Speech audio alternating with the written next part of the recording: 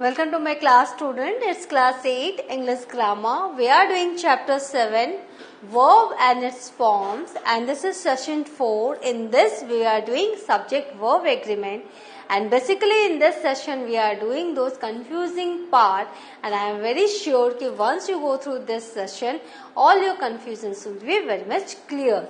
Let's start the session. Now, subjects that can cause subject-verb agreement confusions are compound subject, group noun subjects, plural form, singular meaning and indefinite subject. So, when subjects are in this way, you always get confused which form of verb you need to write, whether it is singular or plural. We will discuss it. According to this, each group we will discuss it individually, and then all the confusions will be clear. Now start with the compound subjects. When a sentence has two or more subjects, that's called a compound subjects. The individual subjects in a compound subjects are joined by coordinating conjunction, that is and, or, neither, nor. When the subjects are joined by and, the verb agrees with the pronoun they. When and is there, that means more than one. So always you will have to put plural form of verb, because you cannot consider it as singular. For example, Rosie and David go to school together. Both are going school. It's not that Rosie is not going and David is not, only going. So the verb is according to plural, and this is go. As you know, when it is plural, we write the root form of verb, and go is a root form of verb. Next, there are some exceptions also. If two nouns refer to the same person or thing or suggest one idea to the mind, then the verb is singular.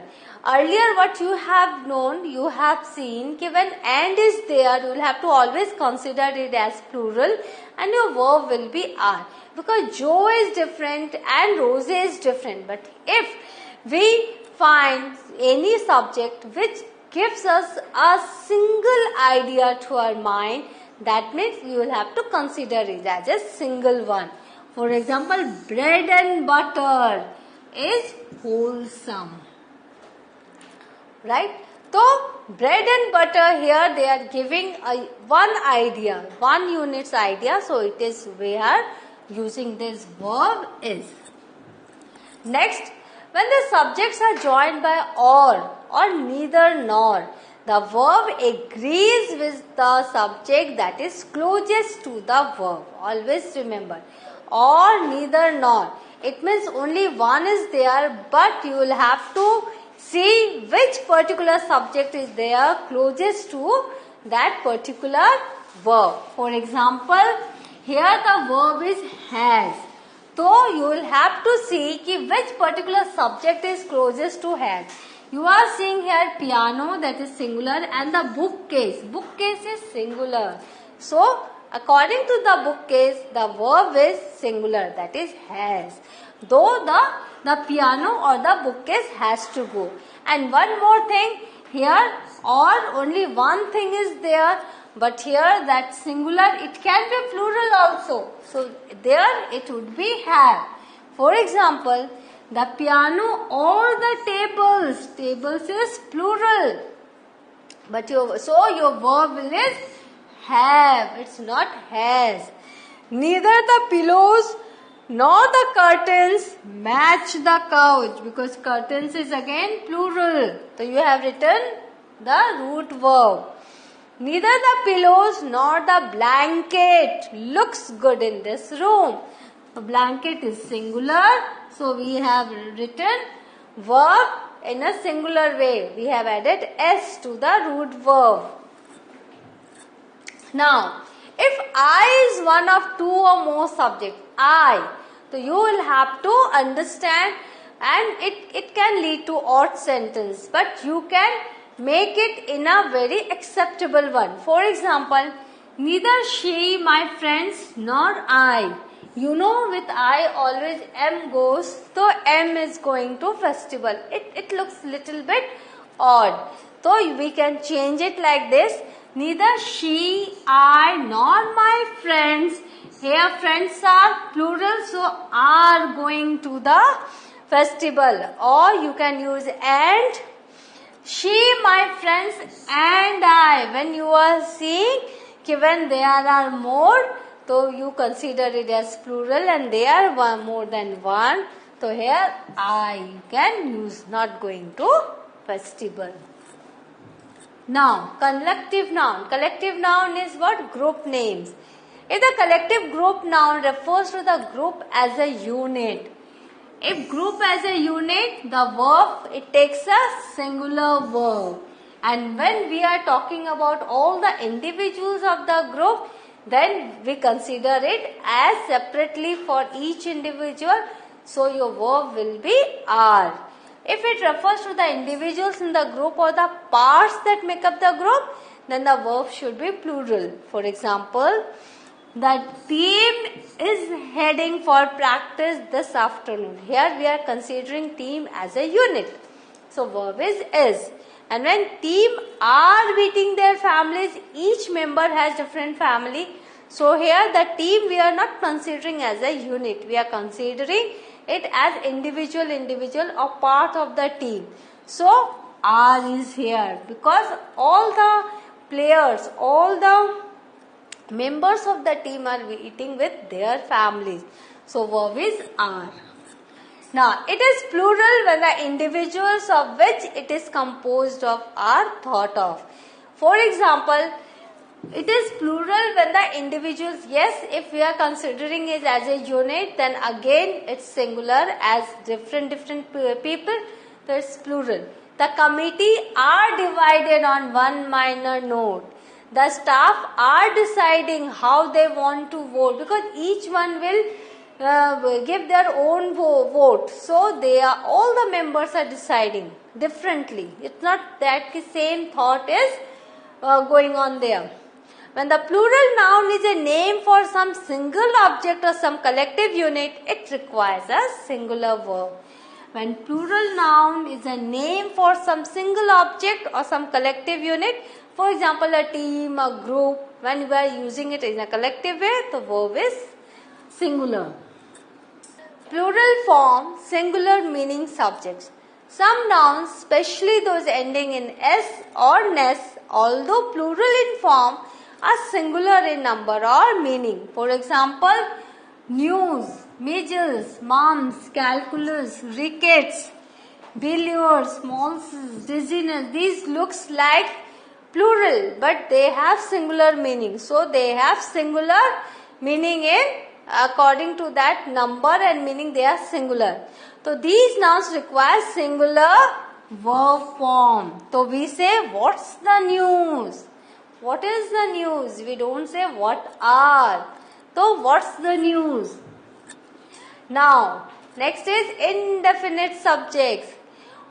For example, which are the indefinite subject? When you don't know the gender, when you don't know the numbers. So anyone, everyone, no one, someone.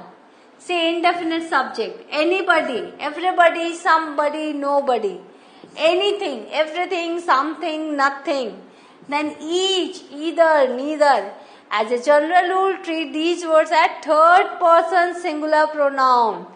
For example, he shade, and we will have to add s to the verb form.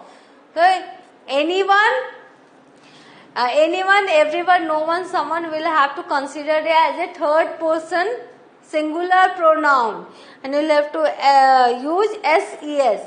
Everybody, somebody, nobody will have to consider them as third person singular pronoun, and anything, everything, something, nothing, again we will have to consider it as it, that is third person, and each, either, neither, again you will have to use ses with the verb form. Now nobody claims to be perfect, because in third person pronoun you will have to use ses. So here nobody claims to be perfect, singular.